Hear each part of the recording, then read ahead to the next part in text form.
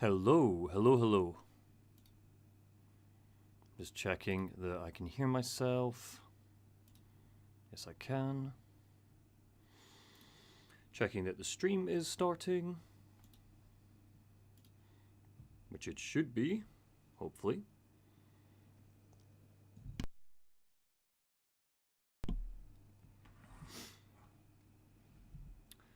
There I am. Lovely, lovely, lovely, lovely. Grand. All right. Hey, Last Castaway, can you let me know if you can hear and see me okay?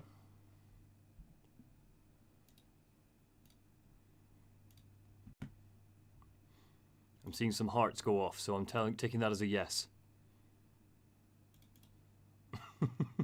I've done one too. I didn't know I could do this. There we go. There's a smile and a celebration. So, what are we doing tonight? Well, tonight is very cold in Scotland, but I've got my brew. I've got my, which is just a tea, just a cup of tea, and I've got my, hey Chrissy, I've got my water, and basically we are continuing on with some research. So this will be in the very same sort of vein as what happened last night. We'll see how long we go for. The goal is about 2 hours. Might go longer, might go less. See how I feel. As you can see here, I've got a handful of things that I just want to take a couple of notes on. Earlier today, again thank you, hey Paul, thanks Tom. Earlier today I had a wee look at some papers and stuff that I couldn't show you on stream, just because the only way I had to access them was me using personal accounts and things, and I didn't want to show all that. But just know that I have taken a good chunk of notes and listened to some more kind of podcasty things, long form things in the background. So just be aware that I've taken a bunch of more notes, but you haven't missed anything crazy. I've not struck upon anything insane. To be frank, a lot of it has been looking into, people that I've kind of already started having passing interest is the wrong term, but I've started looking into. Hey, game group. Tom Hitter asked, which do you think has a better choice system, Bioshock 1 or Bioshock 2? Bioshock 2 every time. I love choosing my words very carefully, but I really love the reveal when you learn what your choices mean. Not the very, very end, but the bit just before. I really, really like that reveal. So, Limbo says, hello, Monty. Watching from a camping holiday with sunburned legs. I'm so envious of you, Limbo Bilbo. It is bloody freezing in Scotland. So cold. Yes, so what we're going to do is we're kick off with the biggie. And by biggie, I mean this shouldn't take me too long because I've been having a scan of it myself. Always wondered how much work and research went into multi-hour critiques and retrospectives. Hey, Paul, I don't know how many we currently have in the playlist, but it's been a lot so far. I think we're hitting hour 30 and I haven't even started writing yet. Never mind all of the research I've done off stream, like over the past 3 months, 6 months. But yeah, so I'm going to bring this up on screen for you. This is Natasha Vitamori's, or Natasha Vitamore, I'll need to find out how to pronounce her name, her transhumanist manifesto, which has gone through a whole bunch of revisions, but it dates right back to 1983. Now, while she is not the original transhumanist, this is kind of the one that keeps popping up. This manifesto is the one that keeps popping up in a lot of the books that I've been reading. This is the go-to. And it's also quite succinct, so it makes it very easy for me to reference, especially if I'm wanting to pull quotes out and the like. It makes it easier for me when I'm writing it, etc. So I don't need to bastardize a quote too much to avoid you having to listen to me kind of regurgitate a full paragraph so you understand the full context. She's a very succinct writer, so it makes it very easy for me to get the point across quite quickly. Because again, I don't want, as much as I like to use quotes and bring them into the critiques, I don't want to bore you by spending 10 minutes reading one quote. You know, no one's kind of sticking around for that. I've done it a couple of times. If you watch the archive videos, you'll have seen that I did that. That really, really big quote at the start from Grant Morrison. I don't want that to be the whole video. This is a really, really good one. So, the Transhumanist Manifesto by Natasha Vitamore. Excuse me. I've got a little bit of a frog in my throat tonight. Okay. So yeah, if all being willing, if we get through a good chunk of this quite quickly, because again I've been looking at a lot of this. So Steve Fuller, I've been looking up a lot of Steve Fuller throughout the day today, just on my lunch break, etc. So we might come back to him. I might leave him on the cutting room floor for now. I might go back to him when I'm writing, because again, the research will continue into the writing phase, but I'm kind of at the point where I just really, really want to start writing. So, oh, thanks, Paul. So the focus of this one will be transhumanism and futurism.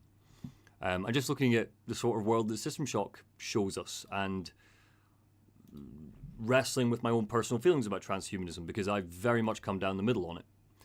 As anybody who watched the last stream or was around last night will have noticed. So, Transhumanist Manifesto, I want to just immediately take this because this is spot on. So this is what we're playing with. The Transhumanist Manifesto challenges the issue of human aging and the finality of death by advocating 3 conditions. So this is particularly the key bit. This is them in a nutshell. They're trying to achieve divinity. They want to stop aging, they want to stop death. Everything else is secondary to that, but it all contributes to this final goal. These conditions assert that aging is a disease, augmentation and enhancement to the human body and brain are essential for survival, and that human life is not restricted to any one form or environment. So, you know, uploading your consciousness to the cloud, they would argue that that is still, you're still a human being in that form. Are you going to talk about Deus Ex at all in the video? I will reference it probably in the introduction, but it's not going to be part of the conversation. I want to keep it all about System Shock as best I can.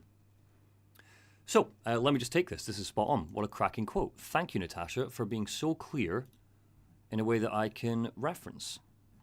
So, boom, boom, boom, boom, boom. Where are you, Natasha? Here we go. Boom. That's what we want. While we're here, let's have, because I brought this up on stream last time, and I've read this kind of off stream because it is so long. I'm not going to spend, you know, otherwise it will be me silently reading this. But some interesting phrases jump out that, less so for me and more for any of you who have been following these streams, might hear me reference, especially when I'm writing, and it might be quite good. So, she says, understanding these conditions are core to the philosophy and worldview, etc., etc., etc. The ethical use of technology and evidence-based science to intervene and effectively mitigate aging and to retreat from genetic liability by advancing genetic liberty. And this ties in with what we were talking about last night. The idea of taking control of evolution. Human beings start to design evolution. That's...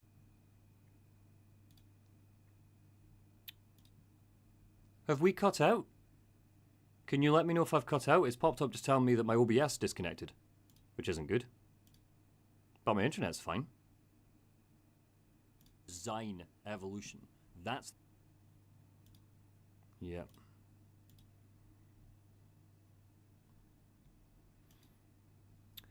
Sorry everyone, can you let me know when I'm back? I've disconnected again. Why am I disconnecting? It just seemed to have a hiccup. There we go. Okay, we seem to be back. Awesome. Sorry about that. Okay, so I tell you, if this happens when I'm bloody messing around trying to sort out my when I'm trying to edit the damn thing, it's going to get right on my tits. But yes, so genetic liberty, designing evolution. Hey, Murderous Lord, good to see you. These actions must be reached with a mindful and rational approach. Aging is a disease. The aim is to mitigate aging and amend human lifespans beyond the maximum time frame as a biological state where disease affects everyone to varying degrees, ultimately programmed for death. Hey, Bikesh, thanks for joining. So, this is something I've been wondering about, and it's not something I have an answer to. And we might get an answer to it, but I'm not going to seek it out until we start writing, because I don't know if it'll be relevant or not. The concept of death, right? The concept of death. I wonder what, in our purest forms, our expected lifespan is supposed to be.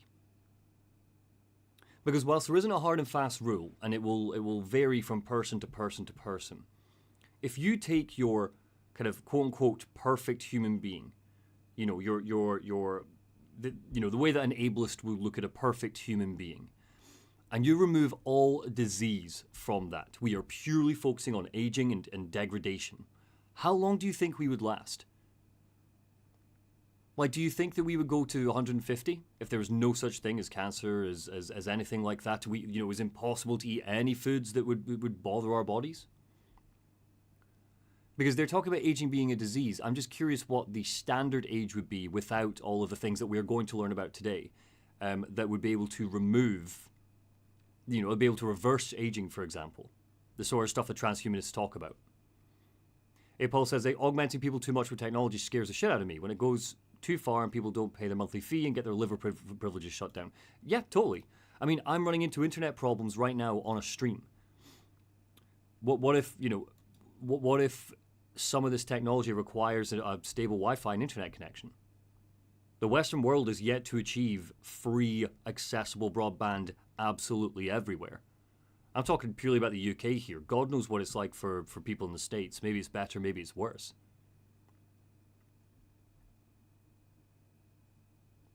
Do you include organ failure in disease? I think that depends on the cause of the organ failure, Limbo. If there's no outward cause, say cancer, for example, that would make your organs fail, then I don't know. It's just a thought. Again, I don't even know if I'm not taking note of it because I don't think I'm going to talk about it, but I just think that's interesting. She goes on to talk about morphological freedom. So she's talking about augmentation here. Augmentation and enhancement to the human body and brain are essential for survival. Each person deserves the right of genetic liberty. Each person deserves the right of genetic liberty. People have a fundamental right to own their body, shape who they are, and live their lives. I think we can all pretty much agree with that. Morphological freedom meets this condition by protecting a person's right to augment and enhance, and protects a person's right never to be coerced to augment and enhance. I think that bit's really key. Protects a person's right never to be coerced to augment and enhance. So we were talking before about, the idea, what if tomorrow the government knocked on your door and said, right, here you go, pop a neural implant in, you have to. Transhumanists wouldn't believe in that. They don't believe that's the way. It's about giving you all these options. But one of the things that we're going to point out, again, we're going right back to Bioshock stuff here, is that, we're talking about coercion here, but society can coerce you in ways that, say, a militant government can't.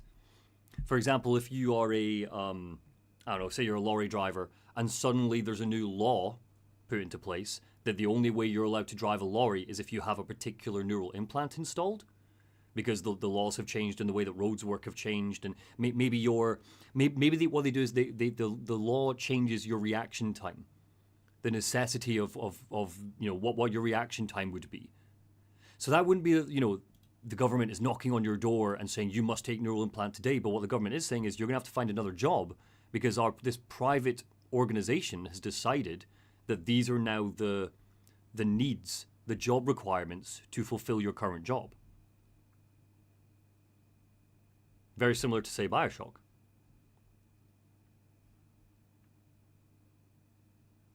Or even, Apol says, or even just favoring people with augments. Absolutely. And that would probably end up getting put into, we're thinking about this quite sincerely here. In this world, that sort of stuff would probably be put into anti-discrimination laws. Because in those situations where the vast majority of people, say, have a neural implant, people without neural implants would be looked upon and treated the same way that the law treats differently abled people, disabled people. Where it says you can't discriminate against people because they don't have a neural implant. You can't do that. But we know that, a lot of these companies, they do.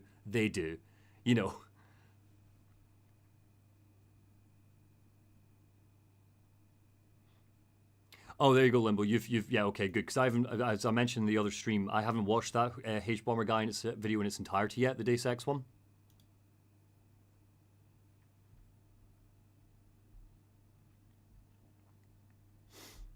Well, okay, so Murderous Lord says, well, I suppose it would last, so we're talking about the aging concept. Well, I suppose it would last until the process of cells replicating falls apart, right? Hell, considering jellyfish are immortal in a transhumanist world, you probably could get immortality from aging. So first of all, I did not know that jellyfish are immortal. Let me bring that on screen.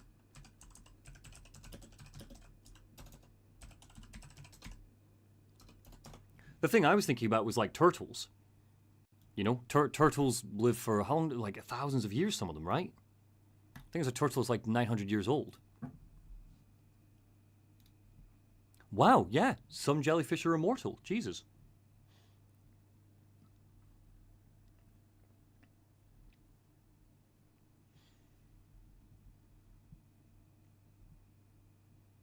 Hey, Stanley.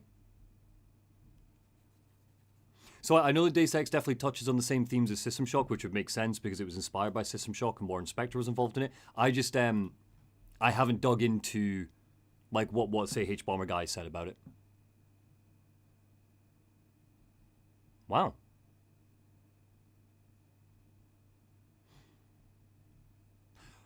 Well, okay, we're about to enter into a bit of a rabbit hole here that I want to hold on to, so don't forget this about the immortal jellyfish, because I'm going to show you something really cool if you don't know this already, but some scientists think they might have figured out a way to reverse aging. And it's very convincing and it's very interesting.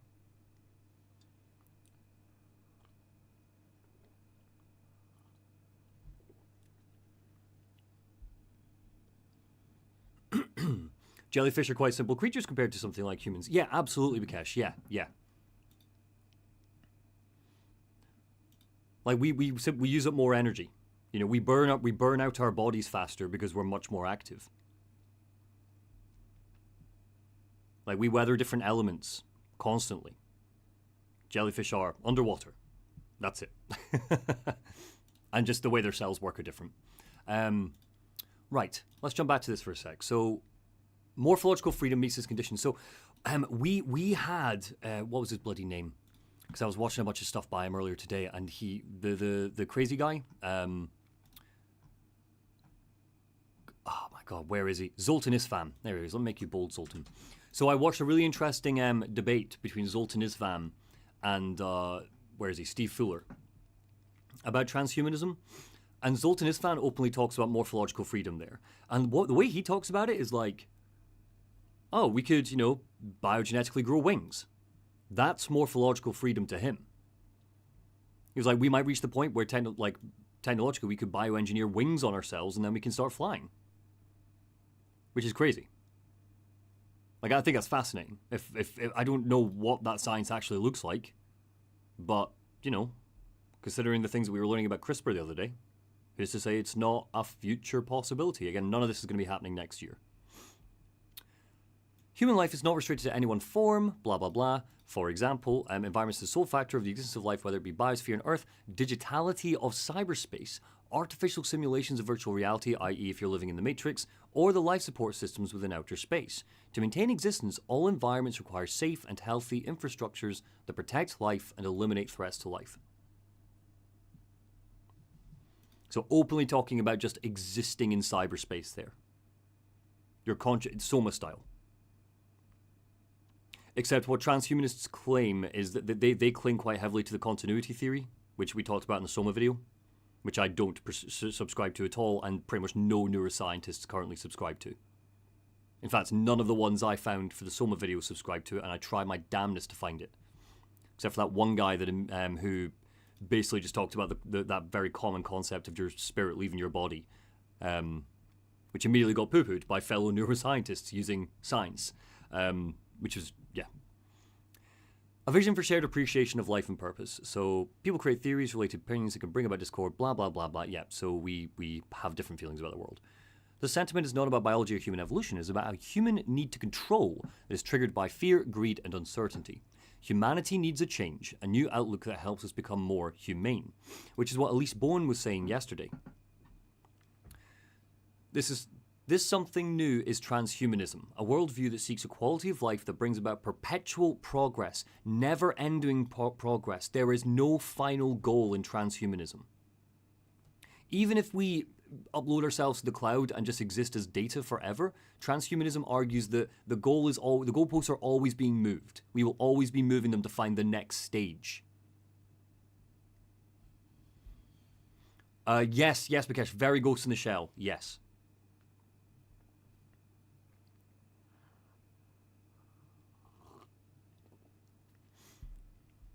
So perpetual progress. She literally is stating here, this is great. This is great, great, great, great, great. I'm just going to pop this in as well. Because I struggled to find a quote where someone was just talking openly about this concept that the goalposts are always being moved in transhumanism. Perpetual progress. There is no such thing as good enough for a transhumanist. The transhuman is a biological, technological organism, a transformation of the human species that continues to evolve with technology. This evolution is understood within the fields of paleontology, archaeology. Yep. There is historical precedent for this. Yeah. It is further studied and understood. I mean, again, we were talking about the guy, the Eyeborg, the guy with a cybernetic eye that is walking around today and has that. It is further studied and understood in philosophical discourse and social and cultural studies. It is made aware and realized through advances in technology that bring about human and computer interaction. So again, what she's describing is she's describing the ideal human being here. Nerd Teacher says it prompts a question of how to define progress, actually. Well, I think they do define it, right? They define it as anything that gets us, arguably, they define it as anything that gets us closer to meeting these conditions. So, challenging human aging, challenging the finality of death. Anything that gets us closer to solving these quote-unquote problems that they believe are problems.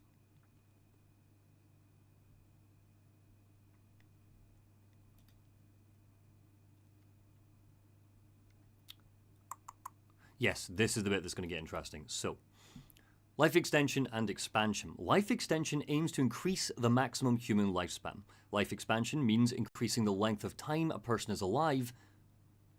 So life extension is increasing the maximum human lifespan. So say we're 100 right now for argument's sake. Life extension is focused on increasing that to say 150. Life expansion, for everybody, just for the human genome. Life expansion means increasing the length of time a person is alive and diversifying the matter in which increasing options and capabilities a person exists. So life expansion could be you upload yourself to the cloud, for example. For human life, the length of time is bounded by a single century and its matter is tied to biology.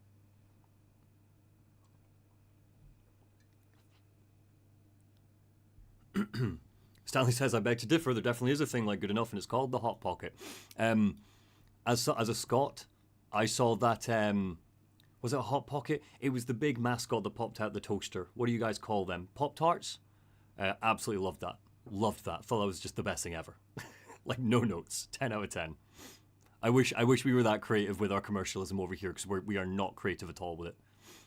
In fact, myself and the Nubis, whenever we're watching kind of daytime telly, like say something on Channel 4 that has adverts, because we love watching Married at First Sight in this house, we play good ad, bad ad, just to pass the time. just so we're not like two people sitting on the couch just staring at our phones until the TV show comes back on. So sometimes we'll play that game. Hey Chase, how you doing? You all right? Chase, are you back in the UK yet? Or are you still back in the States?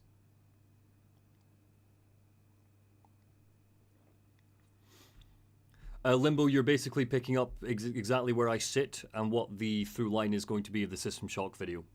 I think transhumanism is interesting, but I'm very scared about what would happen in our modern neoliberal capitalist Western world. Yes. But again, it's why it's important that we talk about it.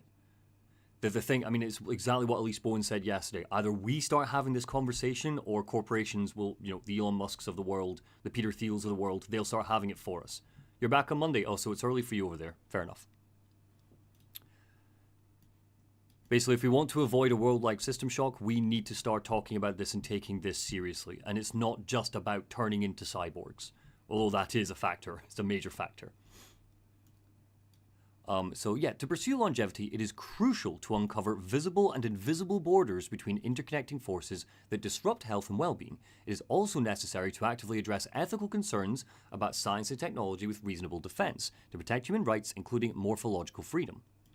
So if I go back, you're baking cookies? Oh, I'm envious. If I go back here, and I want to jump into, what is that I'm looking at? China, science and ethics. So I don't know enough about this. So if anybody is from China in the chat, please do tell me a bit more about your country. But But apparently, like, there have been some major changes in the past 2 years or so about how China is treating its ethics. And if we go back to what we were talking about with Trioptimum in the System Shock universe, about how Trioptimum's goal was, they literally state it in their handbook, we get rid of all ethical ties. Morality does not exist in the scientific community. That is Trioptimum's belief. And they're a transhumanist corporation. Is there something going on in China right now? Oh, this literally says they're sharpening ethics rules. Clearly I was wrong. Yeah, because this is about the guy that illegally did the gene editing babies. And basically the Chinese scientific community were not happy about that at all. That broke their rules. Okay, so less than 1 year, so 2019, give or take. The country's top state and party decision-making bodies jointly announced the establishment of a National Science and Technology Ethics Commission, which has since set up 3 subcommittees covering life sciences, medicine, and artificial intelligence. Okay.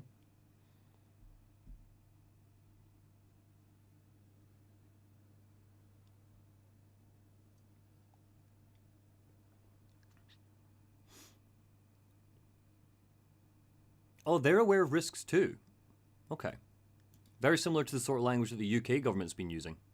And funnily enough, quite similar to the same language that Elon Musk was using. Which is like, you know, we need regulations. They're annoying, but we need them. To quote Elon Musk. The April draft, when implemented, will require science tech activities involving humans or lab animals to undergo ethics reviews. Oh, so did they not undergo ethics reviews before this? Surely they did.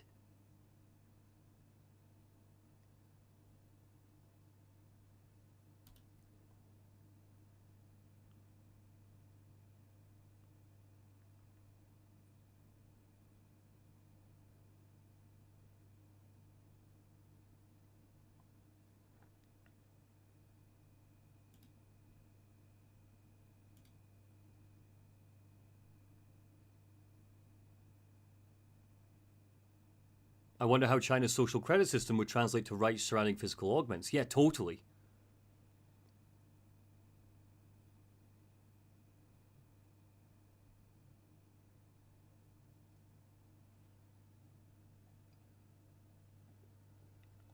See, luckily for us, well, for me anyway, and for the purpose of being quite efficient with this, because again, we could be researching this for a month if I wanted. For a month if I wanted to. But to be frank, I'm planning tonight to be like the last proper research session before I start writing. And again, then I will be researching while I write. Of course, I will be.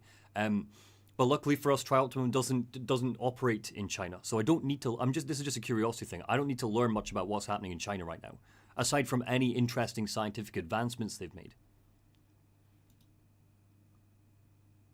Like the law set in China doesn't concern me regarding System Shock, because System Shock isn't based in China.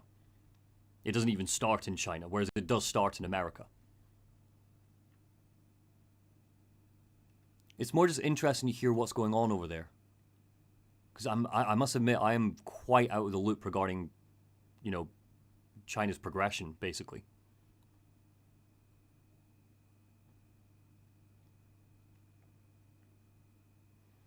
Enterprises may also hesitate to participate in ethics reviews as they worry that trade secrets could be leaked in circumstances where the said company does not have its own review committee and if competitors are participants in the commissioned reviews. There's a lot of corporate secrecy in China. I didn't think that would be the case. I don't know why I didn't think that. That's actually quite useful for us because that's gonna come up when we look at Neuralink in a couple of minutes. Okay, let's move away from China. I don't need to know too much about China. Right now, for this video. I should probably educate myself a bit more on what China's up to. So yes, life extension expansion, we know this. It's the first philosophy and worldview to publicly proclaim the need to eradicate disease and to advocate for longevity and ageless thinking.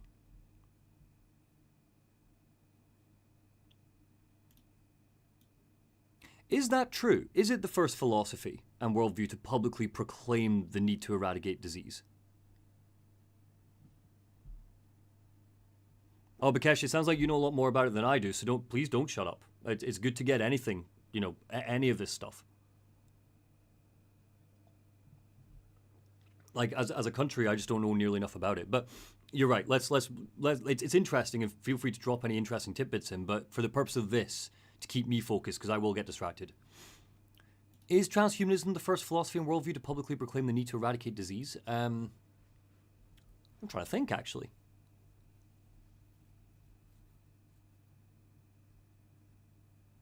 I mean, yeah, probably. That makes sense, right?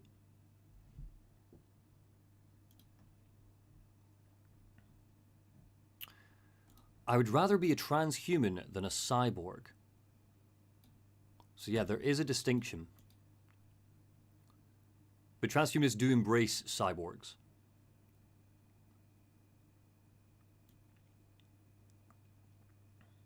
Mm-hmm. Yeah, Wiener, yeah, Wiener, yeah.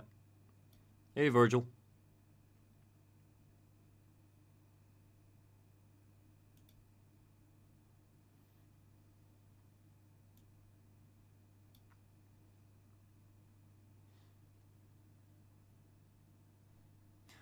I don't know if you're being flippant or not, Limbo. Can you elaborate? So Limbo's saying the first philosophy was the Bacchian cults of Greece and Rome because they were against individualism. I don't know how individualism ties into the entire philosophy is built around eradicating disease.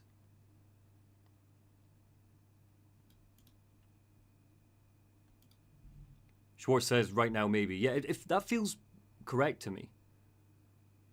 Because it's such a unique concept.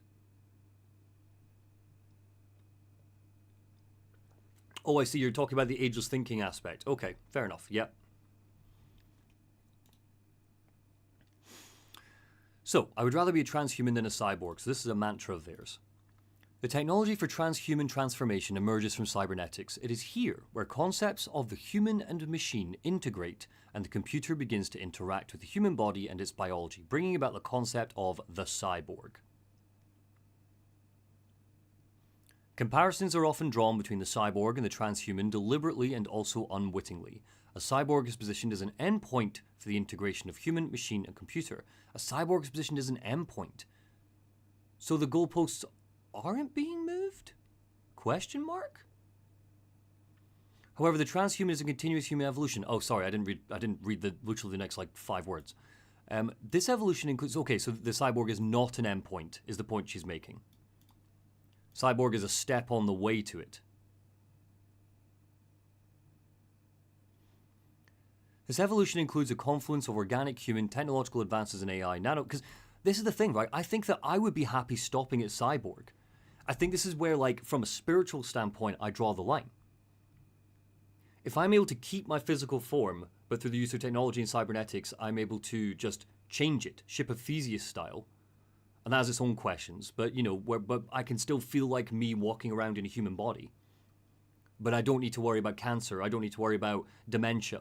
That's the stuff that I'm interested in. I think this is the point where you start to lose me transhumanism. Stop at cyborg. Cyborg is enough. Surely you have solved death by that point.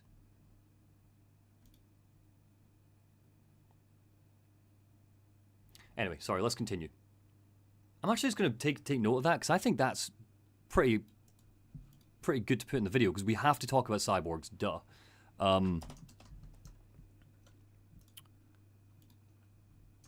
Boom, and yeah, just a little note from me just to remember for when I'm writing. Why go past cyborg? Surely you've met your goals by then.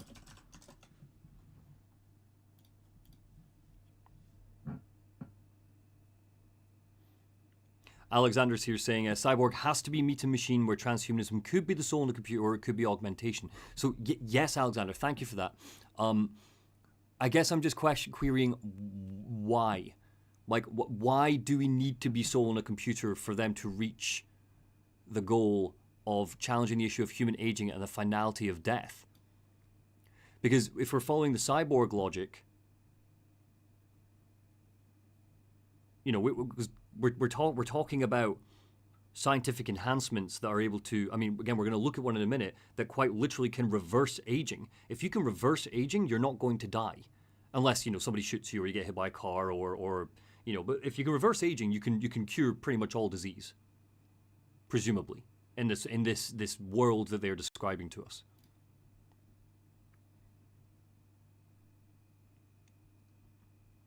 I think we're at a bit of a dichotomy here, though, right? Because not dichotomy, a crossroads. I don't know why I said dichotomy. It's late. Limbo saying the endless chasing of progress will eventually bite us. That's Icarus. That's why they use the metaphor of Icarus in Deus Ex, even if they use it shittily in that game. So again, Virgil, it's less about wanting to live forever and more about being given the choice of when you go. Like, currently, I'm almost 30, and I don't feel like 70 years is enough time for me. So the idea of maybe like maybe I can hit 150, and any time I can choose when to go, in my own time with dignity, rather than letting my biology choose that for me. It's less about like you will live forever and more about choosing when you want to go, is the way I take it. To go back to you, Limbo. I mean, that's just an interpretation, Virgil. You're saying, okay, and like, fair enough, and I appreciate you following me, but it's just an interpretation by me. So Limbo says, yeah, the endless chasing of progress will eventually bite us. Yeah. I think that's where transhumanism loses me, but this is the thing, we've been talking about ableism, right? And the way that I think that transhumanism is not ableist as it's on its own in a vacuum, it can be warped by capitalism and by corporations to become ableist. But on its own, I don't believe it's an ableist philosophy. But I think the only reason you can say that is because the goalposts are always moving. An ableist would say that there is such a thing as good enough. An ableist would say a person in a wheelchair is not good enough, a person who can walk and run is good enough. Therefore, they have their parameters that they can discriminate. Transhumanism would not discriminate. That's pretty core. I mean, I think it would be very unfair to say that about them because they pretty much, they do state it in their manifesto. Free of discrimination. You don't have to be this way, it's giving us options, etc. And we're trying to follow their logic here. But if transhumanism decided to do what I'm saying here, which is, well, why do you have to be all about endless progress? Why can't transhumanism just be about reaching the cyborg stage? Surely that's good enough. Then what you have is a parameter of good enough for ableism to appear. I think I'm babbling, but I do think I'm making sense, at least to myself, which is what's important, because I'm the one that has to write about this. Anyway, sorry, continuing on, because this is good. The cyborg, no matter how sophisticated the augmentations, implants, or written essays on the topic, cool, she's going to quote some people, great, has yet to address issues of life extension. Okay, this is where she's saying why they're not stopping at cyborg. This area is most distinctly in concert with the transhuman as one obvious outcome of an enhanced person that seeks a life extension and to engage alternative options for perceptual, cognitive, and physical. Okay, I understand. A problem in the blurring of cyborg and transhuman proposes a tripartite delineation as follows. The field of cybernetics parlayed the cyborg into existence through the relationship between the human and its man-machine augmentation. For the purposes of space exploration, did not foresee biotechnology, AI, or nanotechnology as bringing about an adaptive evolutionary human, the transhuman. Okay.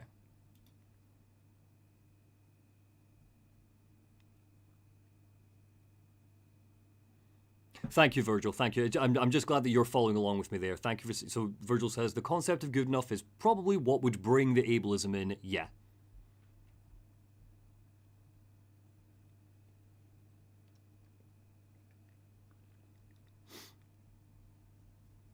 So Limbo, I can't remember if you were in our stream last night, and you'll need to forgive me, everybody, because I don't remember which one of you it was, or even if they're here. It wasn't you, was it, Nerd Teacher? There was a person in our chat who was openly speaking about the fact that they only have one eye, and when I brought up the guy, our cyborg, our real life cyborg, was it Rob Spence? Real life cyborg.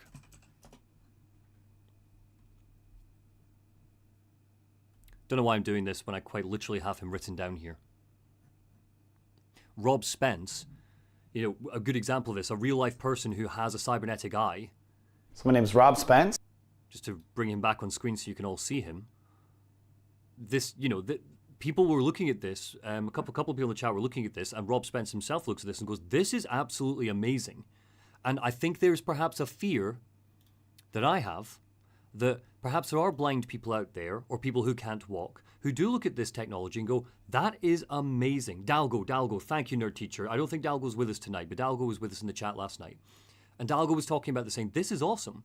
And I believe that there might be a bit of a problem there if we look at transhumanism and look at stuff like this.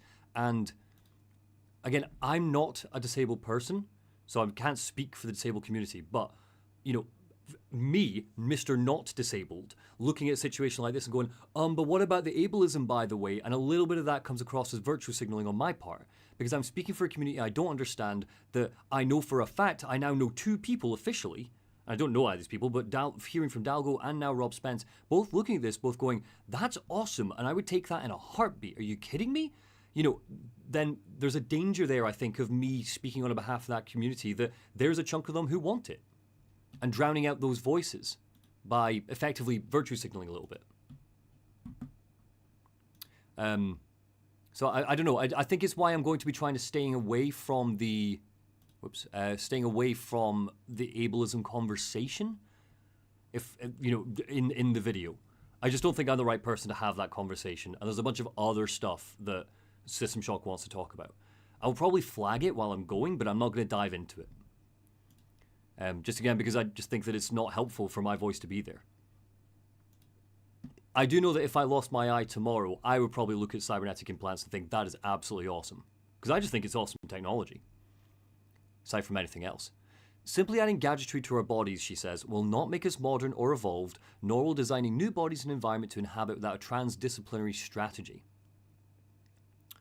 It requires a cross-pollination of ideas to foster conjectural, multidimensional processes for addressing complex issues of machine and human. Effectively, we need regulation, we need, you know, there needs to be an entire public consciousness rewind or fast forward so that we are openly talking about this. Having, say, 1% of the population walking around with cybernetic eyes does not a transhumanist society make, is effectively what she's saying. Limbo says, I read an anecdote by a person in a wheelchair who said they wouldn't want to be able to walk. Totally fair. And again, totally fair to that person. I think it's, again, the whole thing that transhumanism is pushing here, and I think it's important for us all to be really fair to them. Because this is not Elon Musk that's written this. And again, we want to kind of try to avoid bringing perceptions of those sort of people into this philosophy. Those people have latched on to this philosophy. That doesn't mean there's a problem with the philosophy itself. Using objectivism as a great example, you know, just because Elon Musk and Donald Trump like objectivism and I don't like them, does not mean objectivism is bad. Objectivism is bad on its own. You know, for many a reason. Because the person that created it was bad, and because the philosophy itself makes no logical sense, and taken to its logical extreme, as we saw in Bioshock, it destroys an entire society. And even if it doesn't, it just makes life worse generally. But I don't know if that's what transhumanism does. It's quite literally like any and all philosophies. It can be warped by the wrong people. And I don't think I'm seeing... There are holes here, but I'm not seeing elements of this philosophy which are bad in and of itself. The worst person you know, etc., Nerd Teacher says, yeah, totally. Again, we wanted to point out that, you know, using Elon Musk as an example, Elon Musk is already the guy talking about we need to start regulating and be prepared. Worst person you know makes a good point. And again, we're going to jump into Elon in a minute. So, boom, boom, boom. Yeah, we're talking about social, religious, political bias. I don't think it has an answer here, though, for how to address that inevitable bias.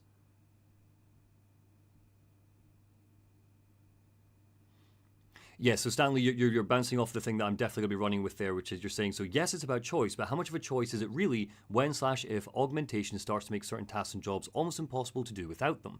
So, Stanley, we go back to Zoltan.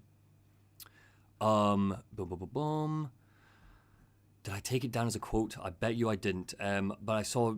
I'm following Zoltan's rabbit hole a little bit on my lunch break today. Where effectively what he was saying was he was describing a future where nobody works, where work is a choice.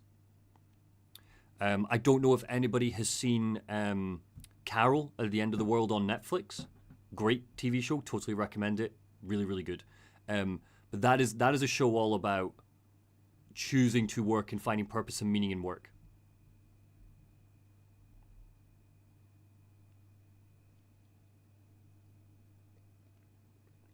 But yeah. Sorry, continuing. So, this might be where they try and offer up a means around it. Transhumanism values human potential but does not see the human as the final stage of existence. Transhumanism accepts certain human enculturated behaviors as held between types of people but does not support the notions of a universal human nature. By this, transhumanism does not participate in social, religious, or political absolutes or biases that aim to constrain and curtail people's rights and freedoms. So again, a great example would be Zoltan. I don't know how much I'm going to talk about him because I just don't know if it's relevant for me to bring him in with some of the angles that we're taking with System Shock. But Zoltan is part of the Libertarian Party. He ran for the Republican Party. But when you hear him talk, he talks openly about wanting to introduce a universal basic income, for example, which is a very left-wing idea. And he's like, in this world, everybody gets a universal basic income, so you don't need to work, is basically his pitch.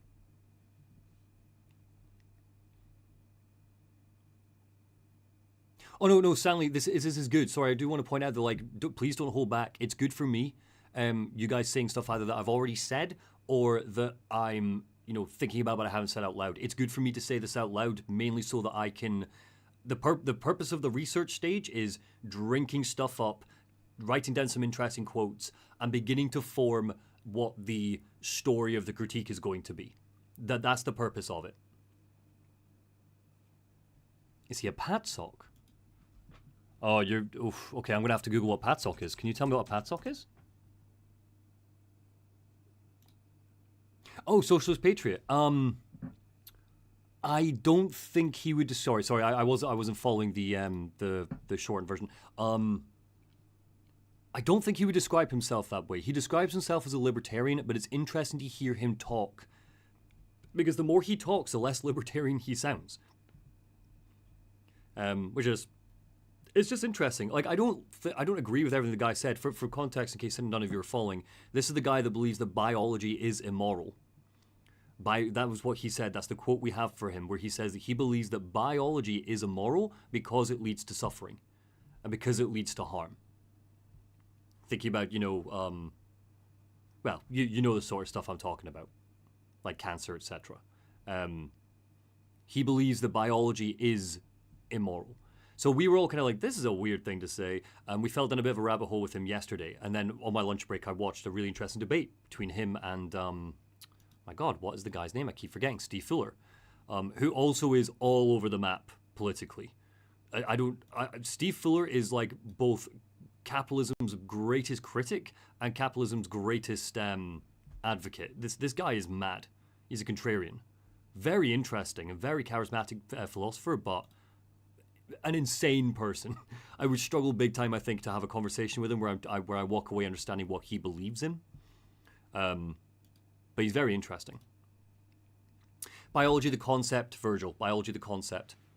As in, like, the human body as it is when you pop out the womb is immoral. It is an immoral noun, effectively. And it was really interesting to hear him say that, but when you hear him kind of rationalize it properly in the form of a debate, he starts to sound very left-wing. Which just makes it interesting. For context, everybody, so let me find it. Transhumanist Party. Here it is. This is the official website.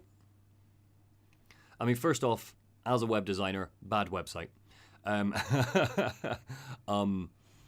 if I... Is this the new campaign? So they've got candidates that are running in the 2024 election.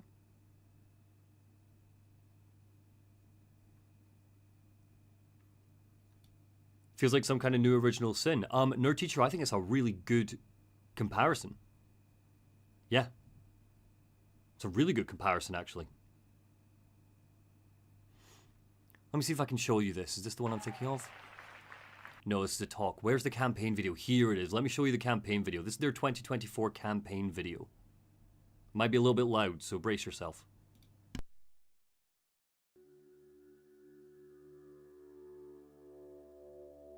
We face countless existential threats.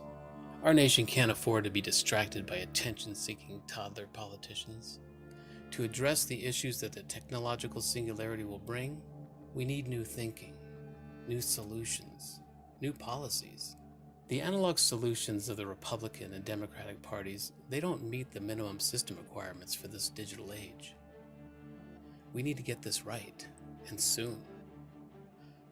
I'm Tom Ross, and I'm running for the U.S. Transhumanist Party's nomination because we desperately need to break the current political paradigm of divide and rule.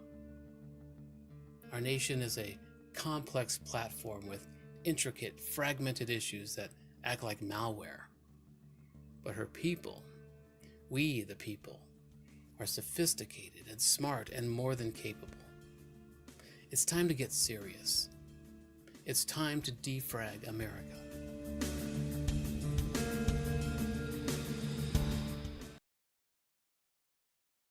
So I have some thoughts.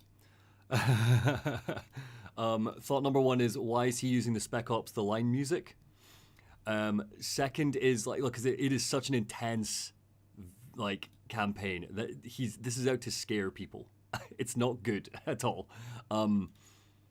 I do massively agree with this, and I'm mainly thinking about the UK. But to be honest, I'm also thinking about the US, because I think that the two-party system is broken, but that can be solved with proportional representation, I would argue. But yeah, it's a very funny ad. It's a very, very funny political ad. But this is them. This is Zoltanist fans' party, and he's not running. But these guys are. Why does this man look like Clancy Brown?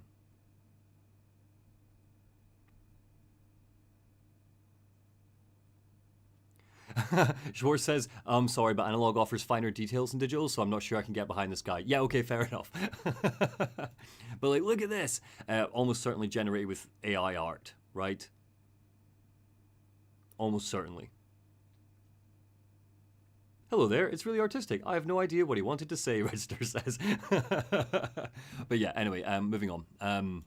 But just to give you a bit of sense about the Zoltan guy, this is the part. He was the candidate in 2016. But not anymore. And now it's these two. It does look like AI art. Yeah, almost certainly. But here we go, universal basic income.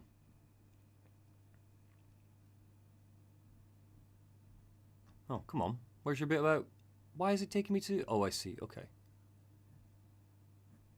Well, regardless, it doesn't matter, because we're not really going to talk about these people. I might mention them in passing. Zoltanist fan as well, just in case any of you are joining us for the first time.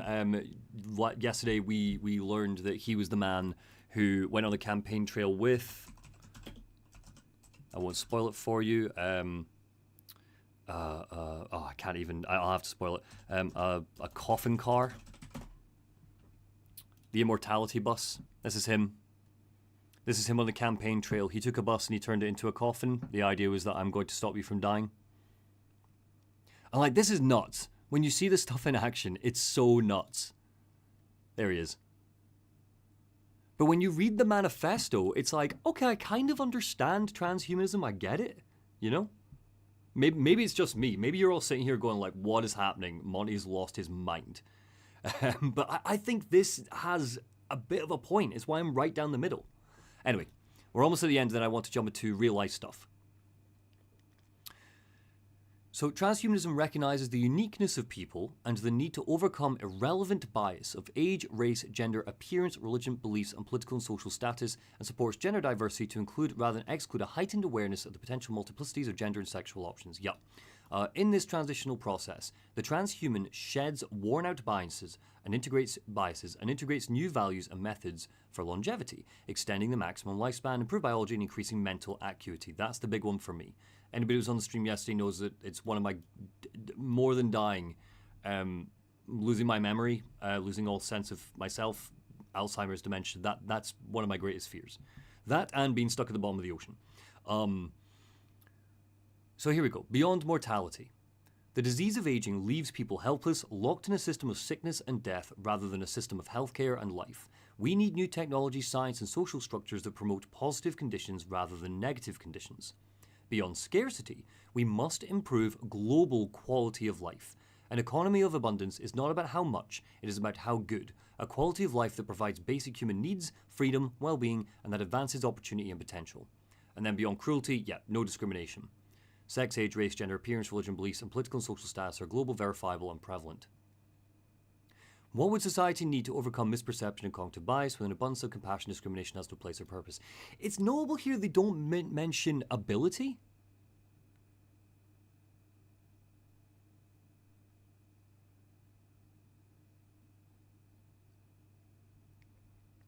How would children work if we would choose when to die? Would we have to have them later?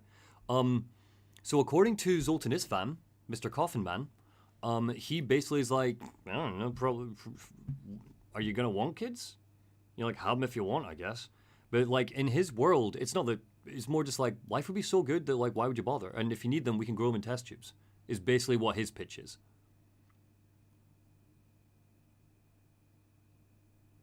Hey, thanks, Mr. Nobody, thank you.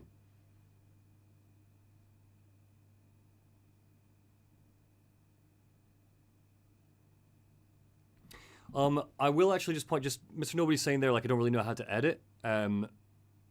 Here's a piece of advice. If you got no money, this is what I used.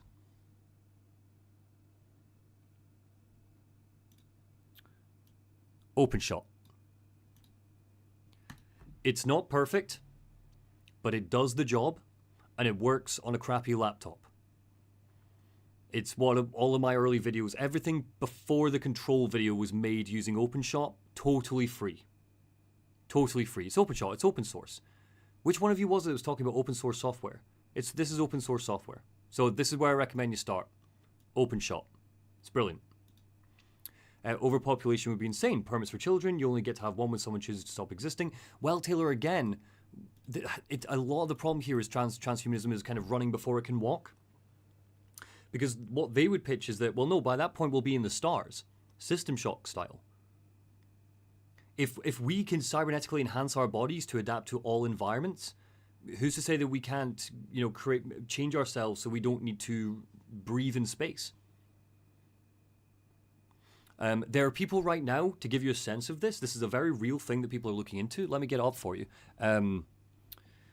Yeah, it's OpenShot. Sorry, just if anybody is interested, OpenShot. OpenShot is amazing. I cannot recommend it enough. It's not the world's best editing software, but it's very good. People who make open source are my best friends. I love them more than anything, totally. And I use Audacity to record.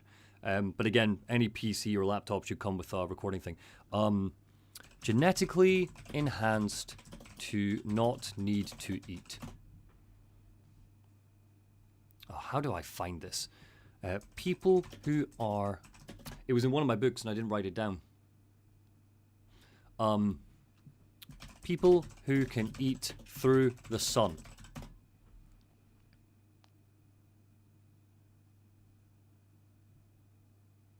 Here we go, Vice.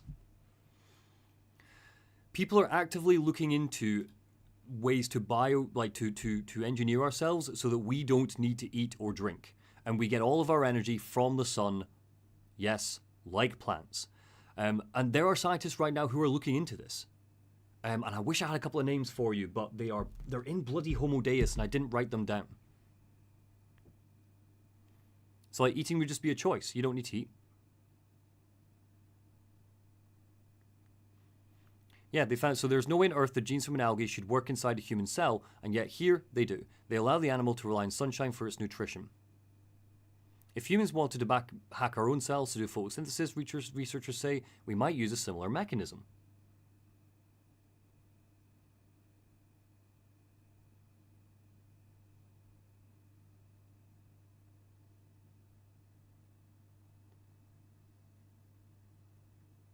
Akami, it was yourself that was talking about open source technology.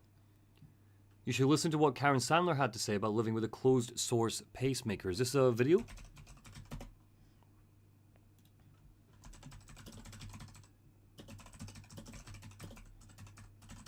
Don't know if this will give us anything.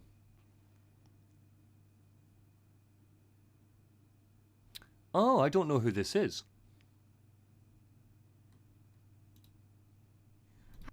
Would this be where she's talking about it?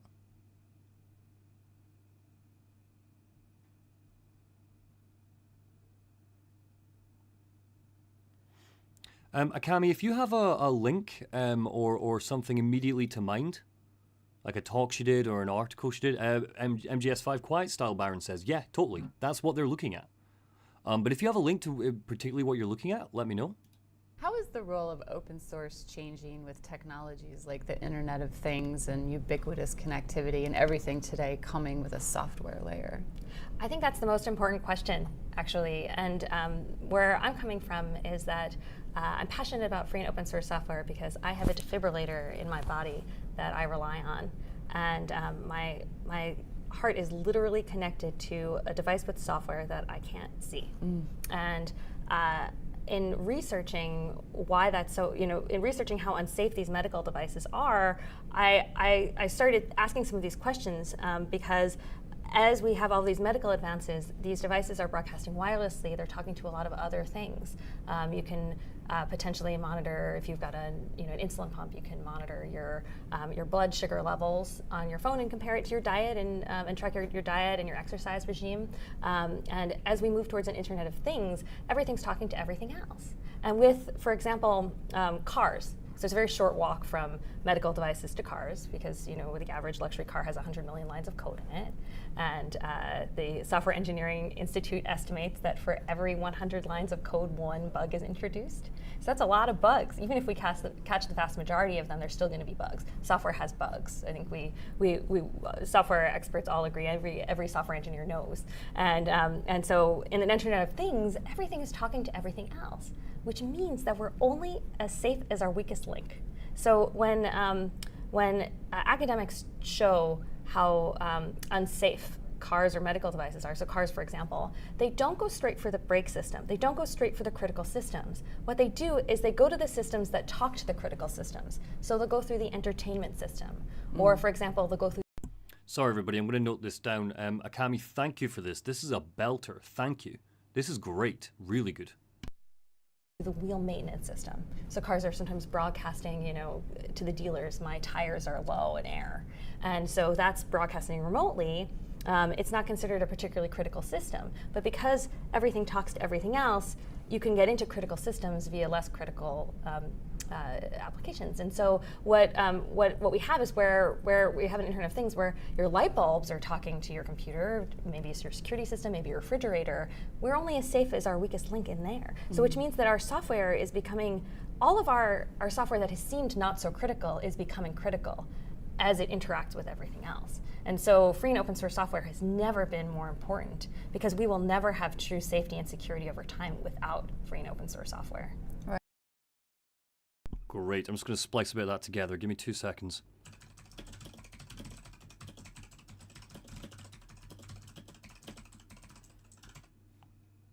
Right.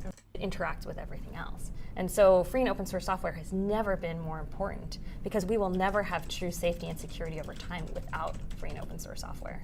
Right, right. And you brought up the open software. Never been more important because we will never have true safety and security over time without free and open source software. Right, right. And you brought up the open software for medical devices and in the healthcare. My body that I rely on.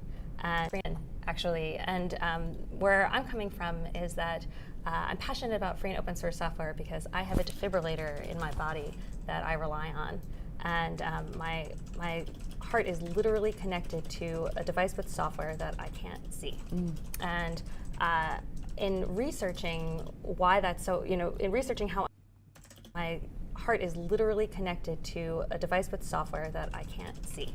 And in researching why that's so, in researching how unsafe these medical devices are, I started asking some of these questions because as we have all these medical advances, these devices are broadcasting wirelessly. They're talking to a lot of other things. You can potentially monitor if you've got a,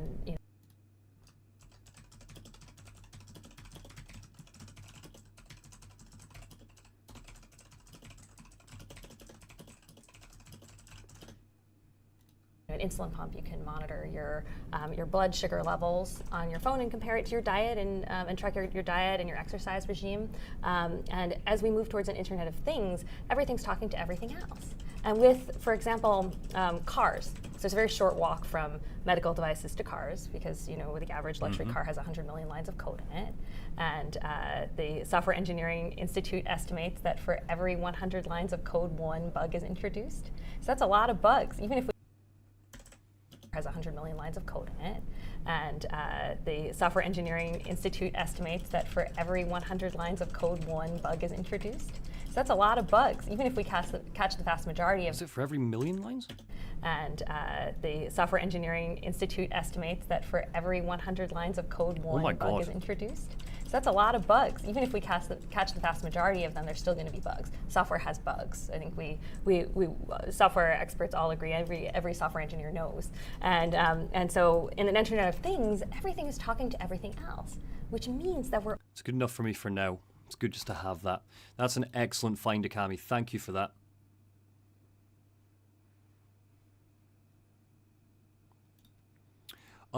Yeah, good point, Sam. What else? Sorry, Sam's saying, hey gang, can't pay full attention right now. Can we get all these video making equipment software recommendations in the Discord too? Somewhere easy to reference. Leave that with me.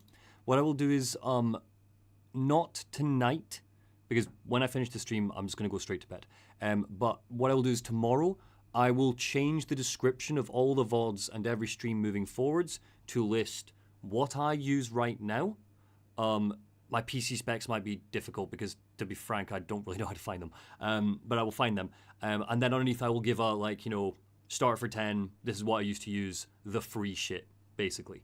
I will do that. I will put that in for you. And then I'll also put it in the Discord, sure, absolutely. I'll just put it in the multi-Xander chat. And just in case any of you are new, let me just pop the link into the Discord. It's the Lore Dump Discord, which is the podcast that I run with my friends. But we do multi-Xander stuff in there all the time as well, just in case you're not interested in Lore Dump. It's totally cool. Here we go. Edit invite link. And if you're on the VOD, for you, sir, madam, person who is watching the VOD, you don't worry, the link will not expire. So here you go. Cool, that's a really good find. Thank you again, Akami. That's a humongous find. Thank you. I think we're okay for now. I think I can again, I'm going to be coming back to this manifesto when I'm writing anyway. So I'll tell you, we're at the very end. Let me just finish reading it properly. So yeah, this is what we found the other day. This is their mantra. System information. Search and start menu tells you. Perfect. Thank you, Virgil. I will get all that up and I'll put it in them. Legend. Thank you. Again, I am a grandpa with all this stuff. I'm really bad with it. I'm so behind the times. Cool. So yeah, and this is the 1983 kind of original mantra. I am the architect of my existence.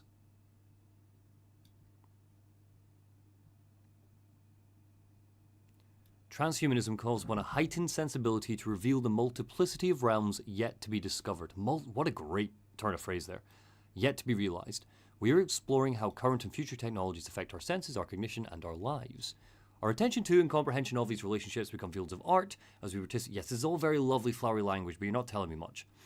Okay, here we go. 1983, the vital issues were extending life, augmenting intelligence and creativity, and exploring the universe. So it's changed since 1983. That's worth noting. It has changed. They've actually limited what the philosophy is about as it's the philosophy's core concepts. Exploring the universe, barely referenced up here except in passing. Transhumanists invent and design with technology and collaborate with the cosmos, perform in multiple realities, automorph mind and body, conceive, innovate, and explore. Yeah, cool. We are the neo-cyberneticists, utilizing high-end creativity, engineering skills, scientific data, and automated tools to author our visions, of course. Boom, boom, boom. Encourage experimentation. Yep, that's fine. So you encourage it, but you don't force it. We have no interest in focusing on self-defeating thinking or entropy. Again, it's good. They're very good with their rhetoric, with their persuasive language. Like, you can't knock that. Hey, Mithril, good to see you. We are achieving refined emotions through provocative forward thinking and analytical techniques. Each person influences social and cultural change, how we live and who we are. Each person creates a sense of self, autonomous yet connected to culture's continuum. How we accomplish our intentions is a matter of selective individual choice. Okay, I'm reading between the lines here a little bit. So tell me if you think I'm reaching. Each person creates a sense of self, autonomous, yet connected to culture's continuum. Is there perhaps an acknowledgement here that, like, society is always on a path of following? You know, think about your supermarket. Again, I don't know where in the world you're watching me from, but in the UK, in Scotland especially, a lot of our supermarkets don't have cashiers anymore. It's all self-service, all self-automated. And at first we took that. It's the Russell T Davies thing from Years and Years. It's the speech that the grandmother makes. I don't know if any of you have watched this. This is a great speech. If you don't know this, let me get it up for you. So Russell T Davies, Doctor Who man, done other things, but Doctor Who man. Grandma speech. Yep. Here we go. So this, for context, for some of you, this is spoiler free. Don't worry. So basically, the point I'm making with this before I show you this is there an understanding here, perhaps, that we're not going to force everybody to get neural implants, but, you know, society will evolve and change, and it means that maybe you won't be able to keep your job if you don't have a neural implant, and maybe the lorry driving stuff will change, and all this sort of stuff that we've been discussing previously in the stream. Is there a bit of an understanding there? It's like, we don't have to force you. Society will just move past you, and you'll get left behind. You know, it's the same as everything. You have to keep up with us. So the choice does eventually get removed, eventually.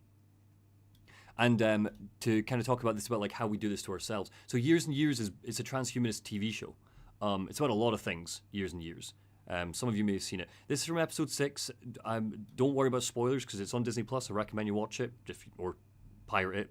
Not that I condone pirating, wink. But this is a great speech from episode 6. There's no spoilers. And it's a great speech that the grandmother makes. Basically when everything has gone to shit. And if I remember rightly, I think it's like the year 2050, and we are kind of officially in a transhumanist future, basically. Senior, how many days have passed since the 31st of December 1999? 10,636. 10,000 days. It's the blink of an eye. 10,000 days ago, I was here, in this house. Your mother was in the kitchen. And I thought, there we are, we've done it. Nice little world. Well done, the West. We've made it. We've survived. What an idiot. What a stupid little idiot I was. But I didn't see all the clowns and monsters heading our way, tumbling over each other, grinning. Dear God, what a carnival. And that's all it took. 10,000 days. More wine. But it proves my point. We all need money. The house is going up for sale. I'll get myself a nice little place, and you can divide the rest between the 4 of you. My grandma's only 3 of us now. There's no Daniel, remember? He's gone. Danny's gone. Yes, I know. And I mean the 4 of you.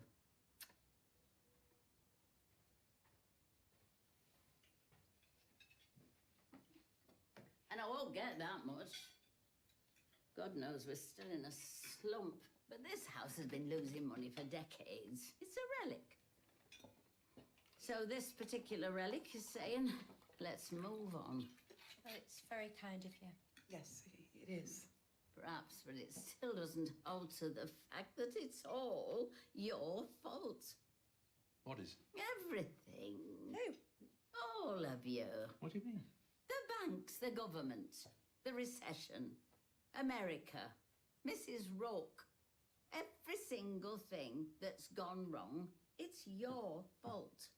What did I do? Where's this come from? God knows I get blamed for an awful lot, but how am I responsible for the entire world? Because we are, every single one of us. We can sit here all day blaming other people. We blame the economy, we blame Europe, the opposition, the weather. And then we blame these vast sweeping tides of history, you know, like they're out of our control, like we're so helpless and little and small. But it's still our fault. You know why? Is that £1 t-shirt. A t-shirt that costs £1. We can't resist it. Every single one of us. We see a t-shirt that costs £1 and we think, oh, that's a bargain, I'll have that. And we buy it. Not for best, heaven forfend, but nice little t-shirt for the winter to go underneath, that'll do. And the shopkeeper gets 5 miserable pence for that t-shirt. And some little peasant in a field gets paid 0.01 pence. And we think that's fine, all of us. And we hand over our quid and we buy into that system for life. I saw it all going wrong when it began in the supermarkets, when they replaced all the women on the till with those automated checkouts. No, that's not our fault. I hate those things. I always have. Standard. They drive me mad. Yes, but you didn't do anything, did you? 20 years ago when they first popped up, did you walk out? Did you write letters of complaint? Did you shop elsewhere? No. You huffed and you puffed and you put up with it. And now all those women are gone. And we let it happen. No, but we're still... And I think we do like them, those checkouts. We want them.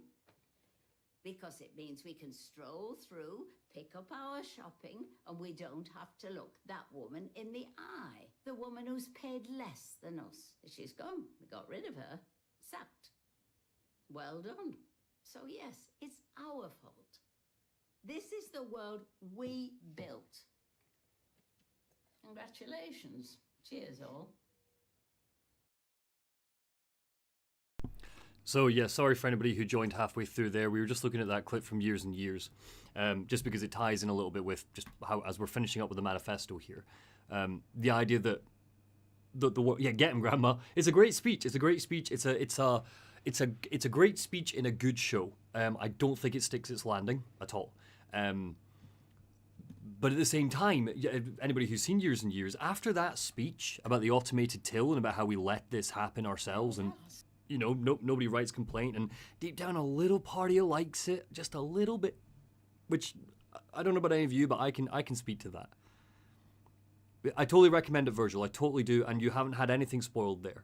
All you know is that things go badly in the show. But it ends on a note of positive transhumanism.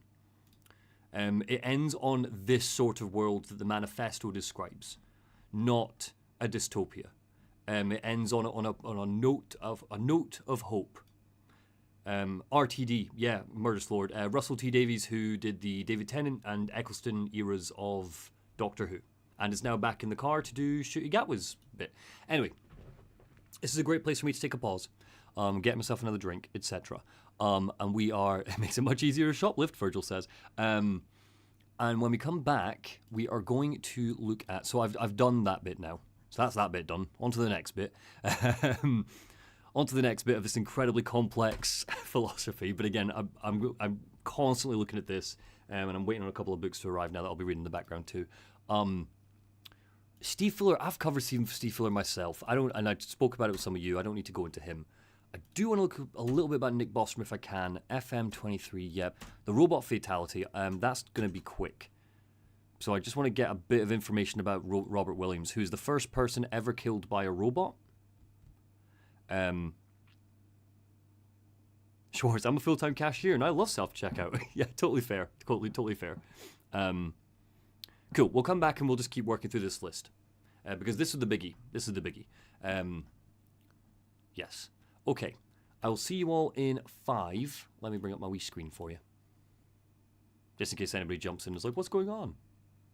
There you are. And I'll see you, not even 5, I'll see you in a couple of minutes.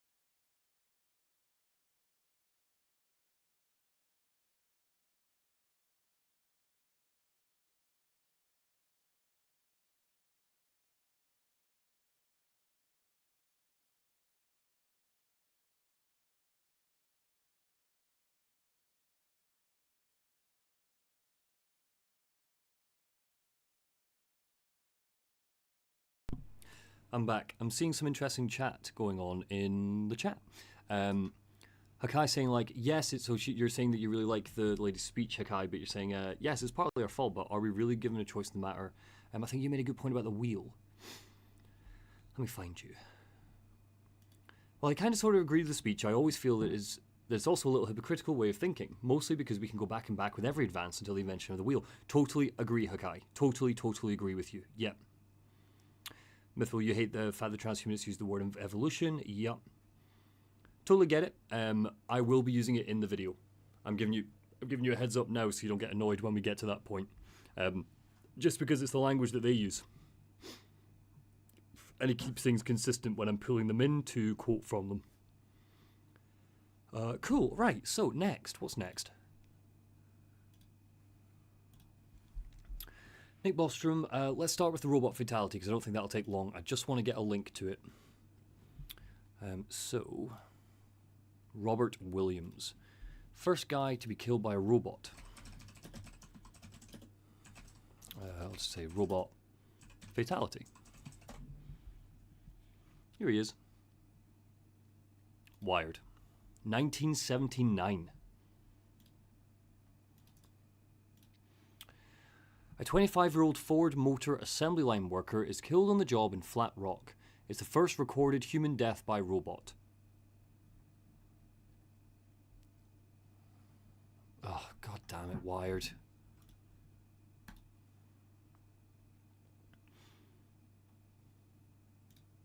Here you go, The Atlantic.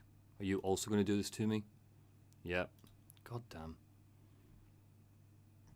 Did The Guardian ever cover it? Because at least they keep it free. In that case, I won't watch it. Joking. Yeah, fair enough, Mithril. I mean, I'll find it strange if any of you who follow these streams will end up watching the final product. You'll be fucking sick of System Shock by the end of it. Rise of the Machines. Here we go. Thank you, Guardian. Go away. There you go. I'm a perfect example of the sort of person that the grandmother was talking about. January 25th. Robert Williams, a 25-year-old employee of Ford, became the first human to die at the hands of a robot. The tragic events took place when Williams, who worked at a car plant in Michigan, tried to retrieve some stored parts and was struck by the robot arm and killed. Eventually, a court case came to the same conclusion that Williams' family had argued, that the robot did not have sufficient safety mechanism and hit the manufacturer with damages of $10 million. Eventually? How far after? Oh, it's annoying. Robert Williams, court case, robot.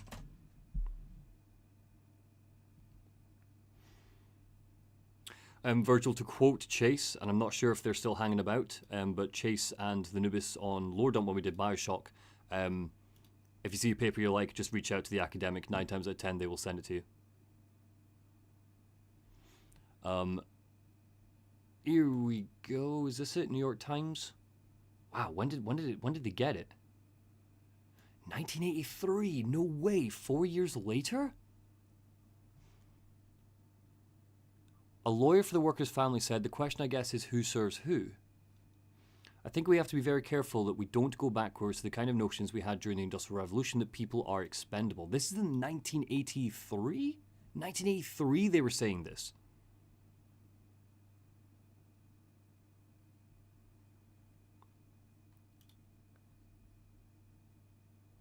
He'd been asked to climb up to the rack to get parts. Oh, okay, this is the bit that the Guardian cut out.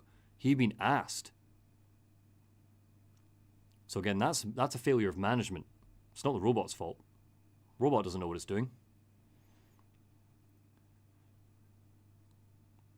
The machine includes 1-ton carts mounted on rubber wheels. The carts have mechanical arms for putting castings onto shelves or taking them off. He was on a rack, and an arm of one of those units hit him in the head. 4 years later, Jesus Christ. Hey, Miguel.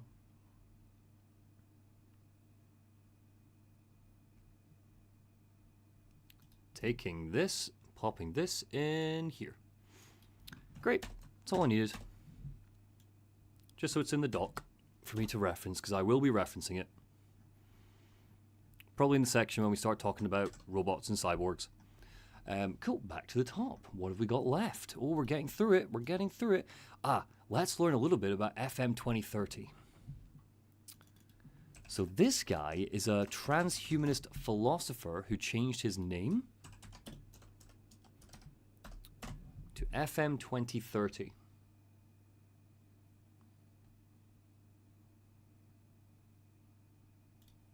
Original name. Oh, quite loud. Let me turn it down a tad. Oh, sorry. Just so we have it. FM 2030 videos. It's just somebody who talks about FM 2030. Great. Was much more conventional, FM Esfandiari. Under that byline, his work has appeared in such respected publications as the New York Times.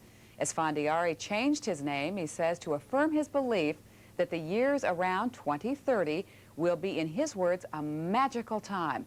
FM 2030's latest book is Are You a Transhuman? A checklist of change the author is sure is coming in the 21st century. Hey-o. David George reports on the vision of an original and sometimes outrageous futurist.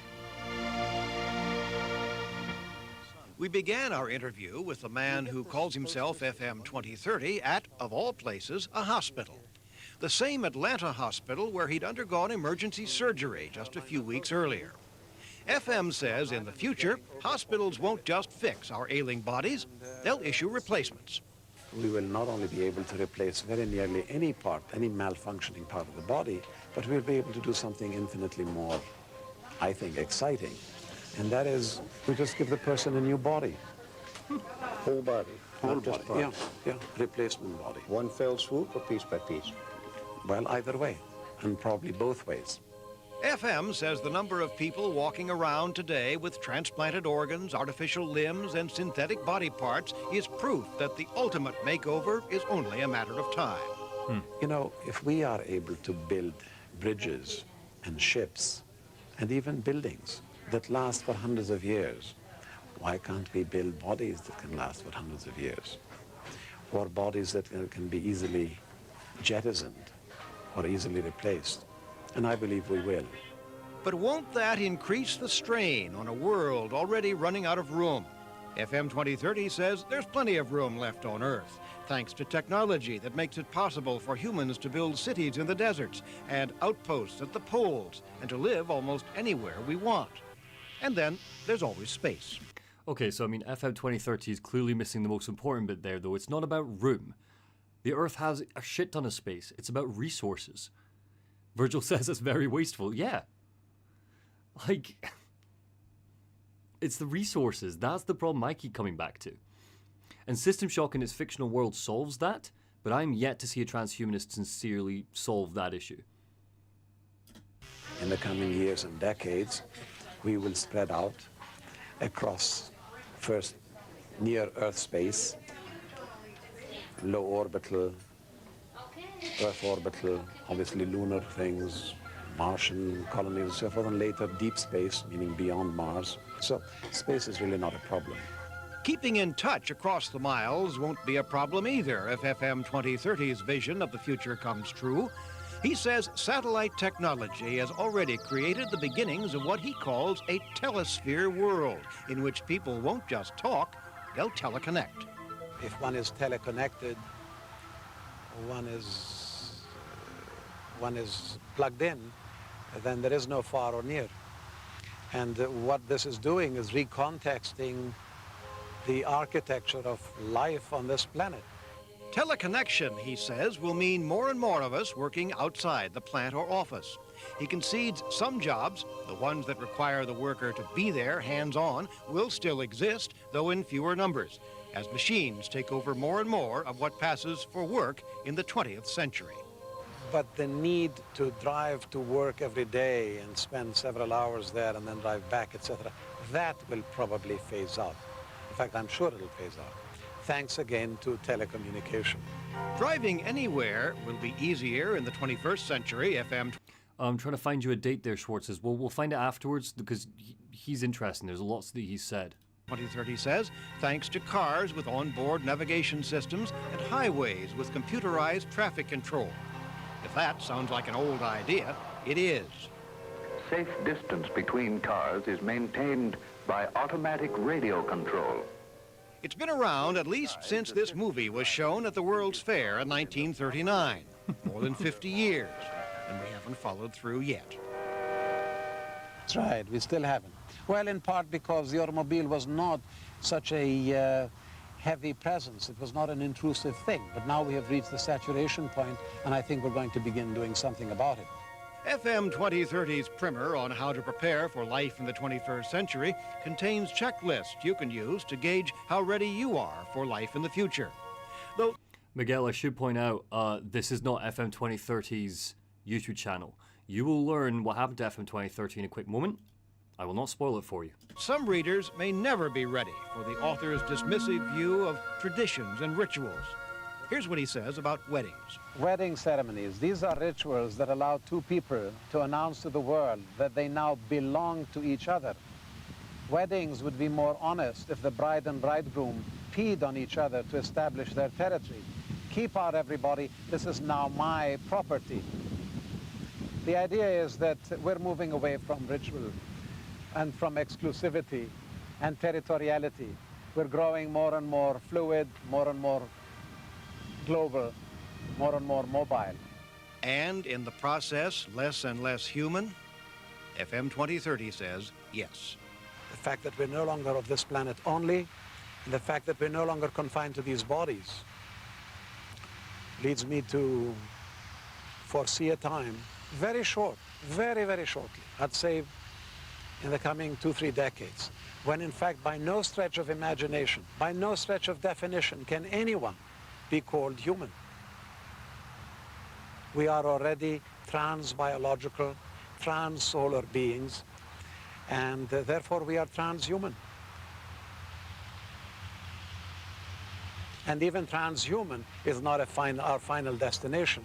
It's just a transitional phase from the human to something infinitely more advanced, infinitely more refined, infinitely more sophisticated, and that is the post-humans of the middle of the 21st century. Is FM 2030 putting us on? Maybe, maybe not. Maybe our grandchildren will find out for sure. David George, CNN, Future Watch. So let me come back to you. Or just Google it. Yeah, no spoilers, just in case. So yeah, this is not FM 2030's YouTube channel. FM 2030, in the year 2000, got himself, drum roll please, cryogenically frozen.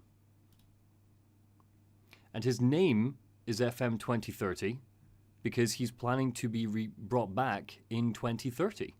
That's his goal. That's the plan. Of his future revival, he told the Palm Beach Post, "I'll be so glad that I'm back." And he had a battle with pancreatic cancer. He was frozen in amorphous ice. I've got it up here.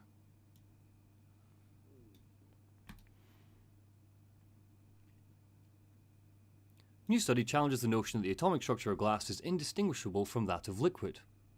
Amorphous ice that forms when water is cooled to very low temperatures.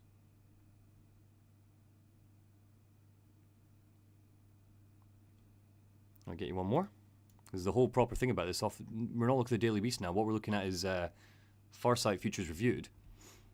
In the year 2000, FM 2030 was frozen in liquid nitrogen. He is scheduled to be woken up in 2030, the year he turns 100. Will his predictions for the future come true? It's also worth me mentioning that this guy was an Olympic wrestler and a transhumanist. He probably could have made it to 2030. You're right, Miguel, but his plan is that he's going to pop out in 6 years. Looking just like he did. I mean, probably maybe a little bit peaky because he's been in ice. But that's his goal.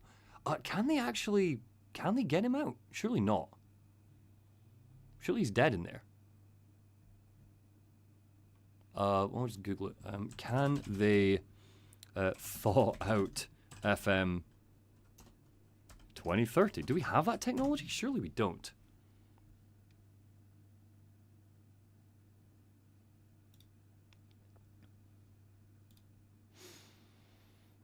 No, this is 2000.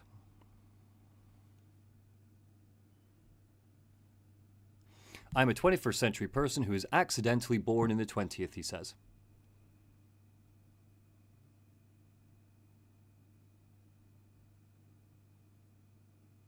We don't have the tech for it yet. Okay.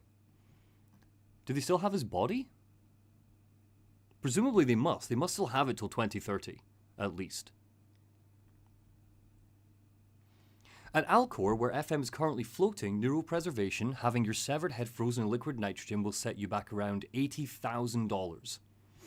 A whole body preservation will cost you $220,000. Daughters? Not daughters. We're not selling daughters. Dollars. But to FM, pointing out the obvious class dimension of transhumanism would probably be an act of leftist downwinging. His concept of the future was rooted in the belief that we are all on a transhumanist trajectory, even though it might take some of us longer to get there than others. He wanted to live forever and was positive that we all would. Don't listen to the pessimists and the cynics. They're losers, he said. All right, pal, but all I'm saying is that you're the one floating in ice and I'm here. Yeah, very good. Oh, bless him.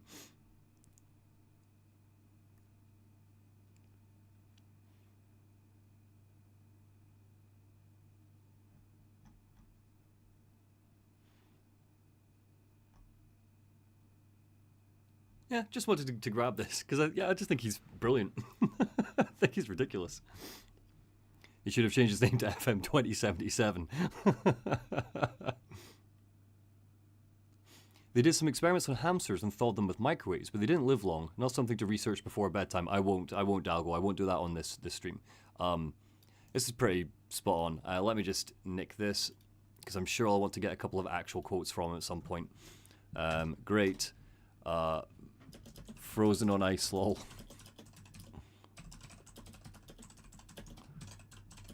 Don't listen to the pessimists and cynics. They're losers. Fantastic. This is what I want. This is what we've all come for. Monty, do you know any Scots? Well, like as in the language Scots? You might be surprised, Virgil. I kind of half speak it, but I don't know if I couldn't, be fluent to you. But anybody who lives in Scotland will speak a little bit of Scots. Oh, anybody who's Scottish will speak a little bit of Scots. Next, so what else have we got? Back to the top. Oh, we're getting there. We're getting there. Okay, let's do that. Let's do that. Because I know you're all seeing this with Neuralink and Calico and you want to just jump into that. I just want to get a little bit from Nick Bostrom.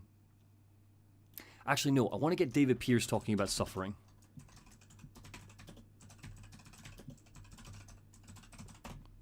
Because I think that'll be key.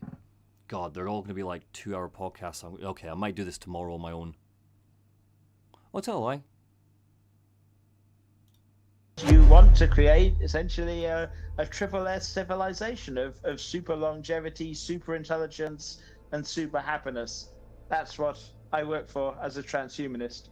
British transhumanist David Pierce, who was one of the co-founders of the World Transhumanist Association, which has since been rebranded as Humanity Plus. People are transhumanists if they believe in the use of technology to overcome our biological limitations. Life today for countless people, countless organisms on the planet is actually extremely grim.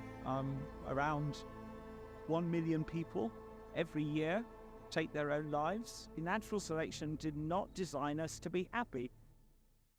Something that has appealed to me when I've been having conversations with transhumanists such as yourself and really exploring it a lot more since we last met, is I like the idea that behind everything that you do, it's with the idea of, hey, we have this future and we can help drive it, we can create it, we can use technology, we can think about the world that we want to live in, we can play an active role in it. But something that concerns me are people with the money or big corporations or governments. Do they even want super happiness, for instance, for the people? We've got to work with the grain of human nature and the cash nexus. And if you look at big corporations, I mean, someone like Elon Musk or Sam Altman, I mean, it's essentially a mixture of motivations. They shouldn't be lionized, but nor should they be demonized either. And what we should be aiming for, essentially, I think, is technical solutions to ethical problems. I think we have an overriding moral obligation to phase out the biology of suffering throughout the living world and replace pain, misery, and malaise with a new information signaling system, a new architecture of mind, life based entirely on information sensitive gradients of intelligent bliss. I'm not trying to sell my vision of paradise. Think of what you enjoy and appreciate most in life. Think of your best experiences. Imagine if life could be like that all the time, only better. Well, it's going to be feasible with biotech.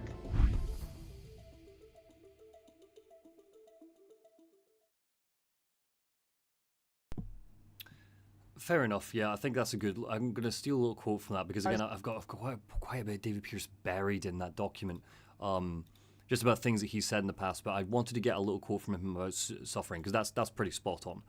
All I know is that he basically said that we can transform suffering. Bikesh, sorry for distracting, but Monty, did you plan on doing some critique about a critique on Prey 2017?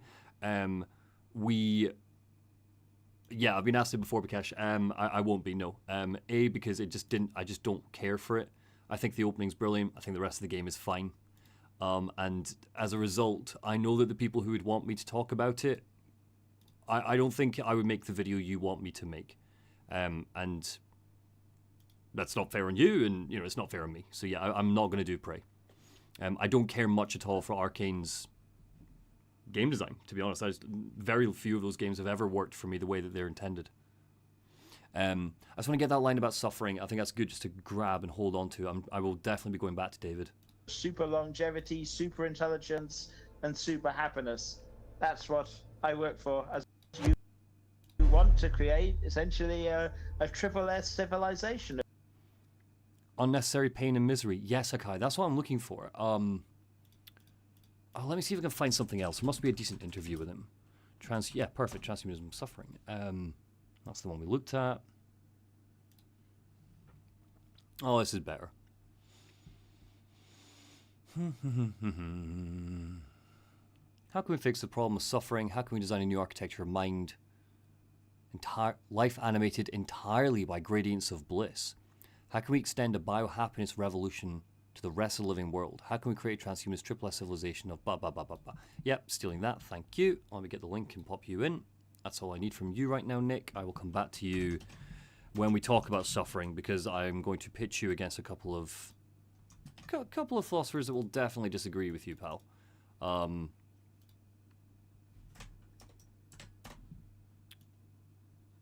Just pop you right next to them. So David Pierce founded Humanity Plus with Nick Bostrom, and Nick Bostrom has something interesting about the vulnerable world hypothesis, which ties in with what we've been saying about how they believe it's a moral requirement, effectively. I think there's a good YouTube video somewhere where he talks about it.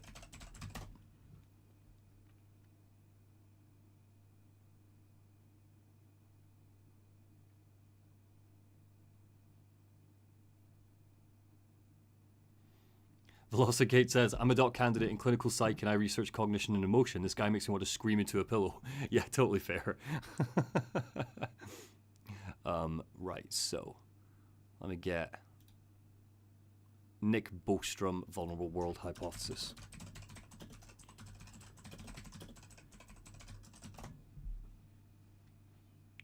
Yes, this is the one I watched ages ago.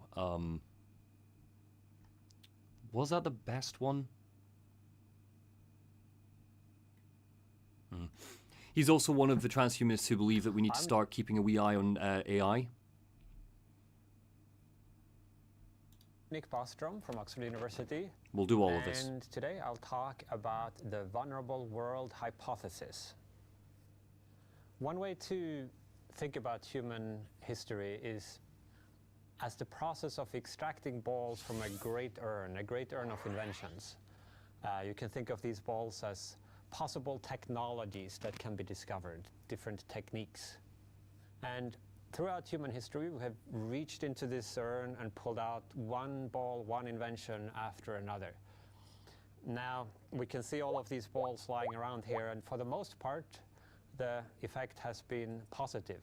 We can think of these as white balls, or maybe in some cases gray balls, mixed blessings. But by and large, all of these inventions that we made are responsible for creating this modern human condition, where we have enough to eat and we have high tech and communications and all the rest of it.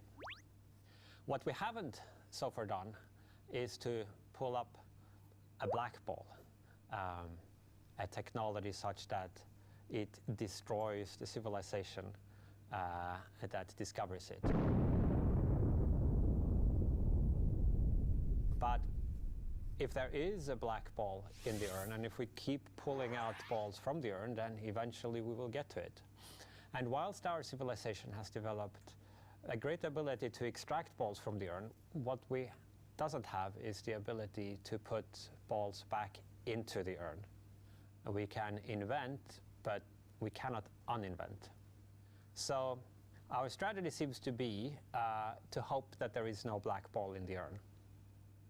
The vulnerable world hypothesis is the hypothesis that there is at least one black ball in the urn. In other words, that there is some level of technological development at which civilization gets devastated. Oh, did the internet die? Again? Oh, sorry guys, I will rewind this because I think this is a really interesting thing that he talks about. 2 seconds.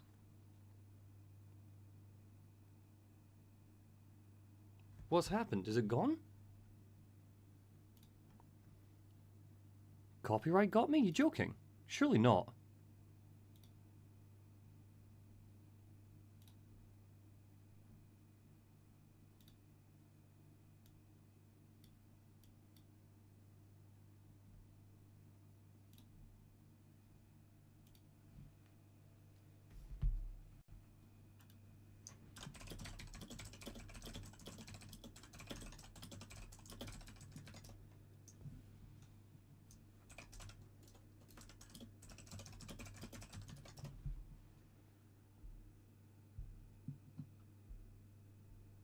Transhumanist.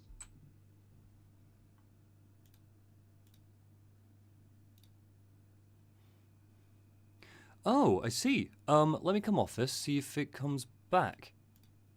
YouTube.